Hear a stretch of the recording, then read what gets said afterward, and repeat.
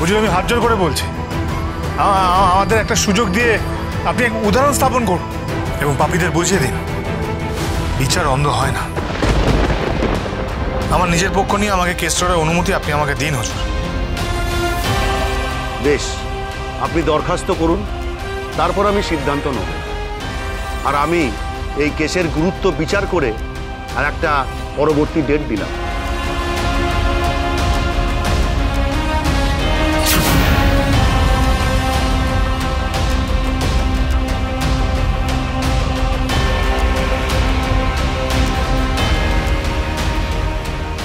তারিখের পর তারিখ, তারিখের পর তারিখ, এত তারিখ নিয়ে না তোরা আমার কিচ্ছু করতে পারবি না। কতজনের ক্ষতি করবি তুই? হ্যাঁ, কি চাস তুই? কেন ক্ষতি করছিস সবার? হ্যাঁ, আমি তো আগ বাড়িয়ে কারোর ক্ষতি করতে চাইনি, কিন্তু আমার যে ক্ষতি করতে আসবে, তুই হ বা তোর বউ হোক, কাউকে আমি ছাড়বো না, কাউকে না।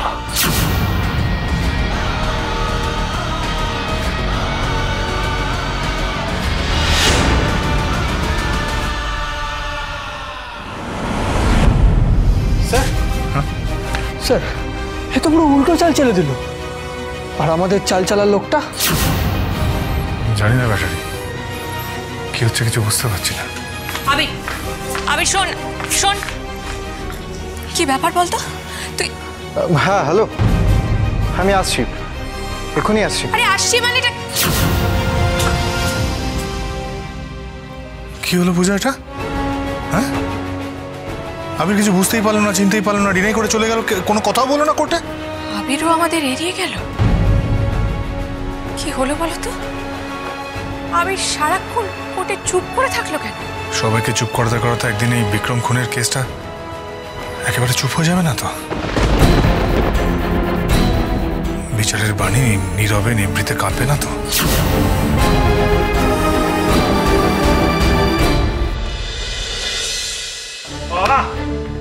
চুপ করো না সবাই, মহারাজকে একটু আসতে দাও না, তারপরে তো যা শোনার।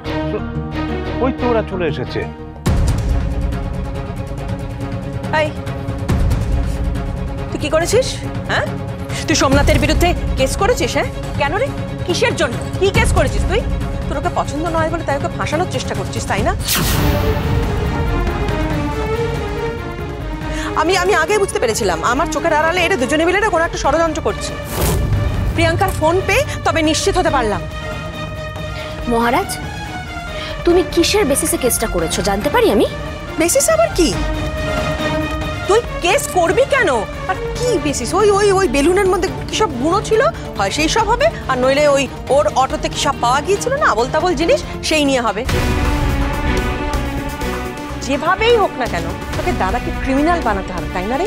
দাদাকে সহ্য করতে পারিস না বলে, ঘরে কোনো প্রমাণ করতে পারিস না বলে এখন কোর্টে গেছিস? কোর্টে প্রমাণ করবি যে তোর দাদা ক্রিমিনাল? নিজের গায়ে যে কাদাটা লেগে রয়েছে সেটা এখন সবার গায়ে ছেটাতে চাইছিস, তাই না? মা, মা আপনি আমার কথাটা একটু ঠান্ডা মাথায় শুনুন, না হলে তো এবার আপনি অসুস্থ হয়ে পড়বেন। সুস্থ মরে গেলে বাঁচে, তাহলে আমাকে আর এই দিনটা দেখতে হয় না। মা, এই কি কেস দিয়েছো গো? আমার সোমনাথের এগেইনস্টে কি কেস দিয়েছো? হ্যাঁ মা, আপনার মেজো ছেলে যেটা করেছে সেটা ওর মাথায় যে মিথ্যে কলঙ্কের দাগ আছে সেটা মোছার জন্য করেছে। আর এবার সত্যিটা সামনে আসা খুব দরকার মা। মানে মহারাজের মাথায় কলঙ্ক মানে তো খুনের কলঙ্ক, মানে তার সঙ্গে আমার সোমনাথের কি সম্পর্ক?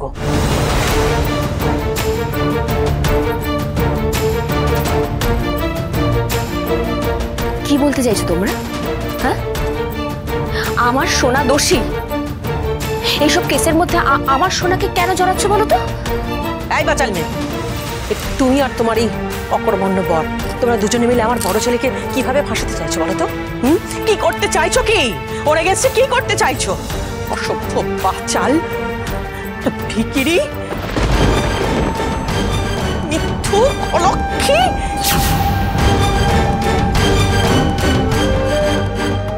সংসারটাকে শেষ করে দিল, এই দুটোকে না ঘাড় ধাক্কা দিয়ে বাড়ি থেকে বের করে দেবো। তোমাদের মতলব আমি খুব ভালো করে জানি, আমি বলে দিলাম।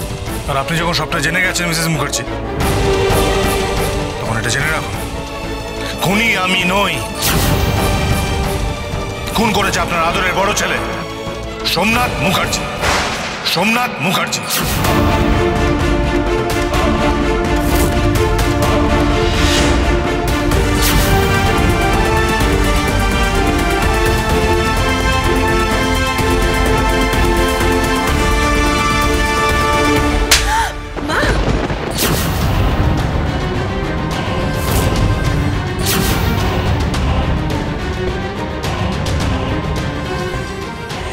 এত বড় কথা বলতে তোর লজ্জা করলো না? তোর নিজের গায়ে লাগা কলঙ্ক এত বছর বাদে তুই তোর দাদার গায়ে লাগাতে চাইছিস কেন রে? জুভেনাইল কোর্টে তো প্রমাণ হয়ে গিয়েছিল যে খুনটা তুই করেছিস। মা, আপনি দয়া করে এবার আমার কথাটা একটু শুনুন। আমি বুঝতে পারছি এই সত্যি কথাটা আপনার জন্য শোনা কতটা কষ্টদায়ক। এতদিন ধরে যাকে আপনি অগাধ বিশ্বাস করেছেন, সেই বিশ্বাস যখন ভেঙে টুকরো টুকরো হয়ে যায় তখন এমনই তো কষ্ট হয় মা। কিন্তু এটাও তো ঠিক, একজনের অন্যায়ের জন্য অন্যজনের জীবন কেন শেষ হয়ে যাবে মা? সেও তো আপনারই সন্তান। সন্তান? এমন সন্তানের জন্ম দেওয়া আমার লজ্জার।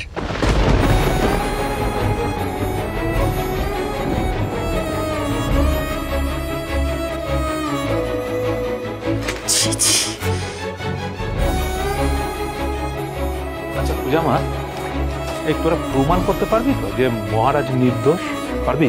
হ্যাঁ, প্রমাণ করতে পারবো। কারণ জুভেনাইল কোর্টে সে সময় যা রায় দেওয়া হয়েছিল সেটা ভুল। তার কারণ সঠিক সাক্ষ্য প্রমাণ ছিল না।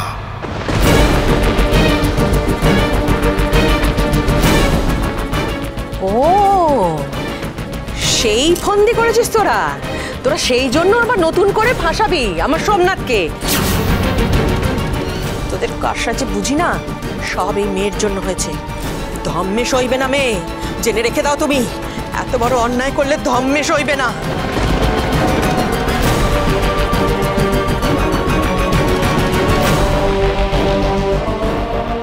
মা, মা সরো না মা, এই শোনা মিষ্টি মিষ্টি খাওয়া।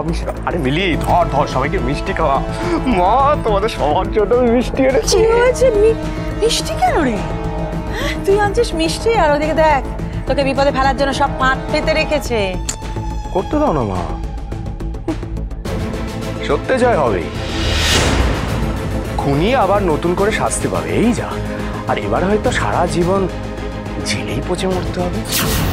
বেশি পায়তারা করতে গেছিল না? হ্যাঁ, ও মা, আরেকটা গুড নিউজ আছে। কি রে? এই দেখো। কি কি হলো? চাকরি অফার লেটার। হ্যাঁ, সেই জন্য তো সবার জন্য মিষ্টি নিয়ে। আরে মিলি, কি হলো? দাঁড়িয়ে আছিস কেন তুই? যা, তোর প্রাণের দাদাভাইকে মিষ্টি দে। দে। জেলে গেলে তো আর এত মিষ্টি মিষ্টি খেতে পারবে না, না? হ্যাঁ, কিন্তু তুমি এইভাবে তাকিয়ে আছো কেন? বিশ্বাস হচ্ছে না? এই নাও তোমার জন্য এই অফার লেটারটা আমি এনেছি। দেখো দেখো, কোম্পানির নাম্বার আছে, বিশ্বাস না হলে ফোন করে নাও। নাও, তোমার তো হয় না বিশ্বাস করে। দেখো, এই হচ্ছে ছেলে, কেমন চুটকিতে একটা এত বড় চাকরি জোগাড় করলো দেখলে।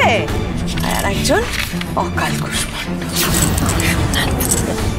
যে মানুষটার ভিত্তায় মিথ্যের উপর দাঁড়িয়ে তার কোনো কিছু সত্যি হতে পারে না।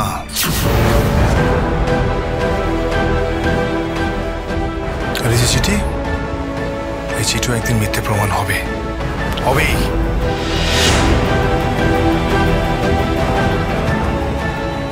আর এখন সবাই আনন্দ করেনি। ও, আপনি বলছিলেন না সত্যের জয় হবে? ঠিক বলেছেন। আমিও মনে প্রাণে তাই বিশ্বাস করি, সত্যের জয় হবেই।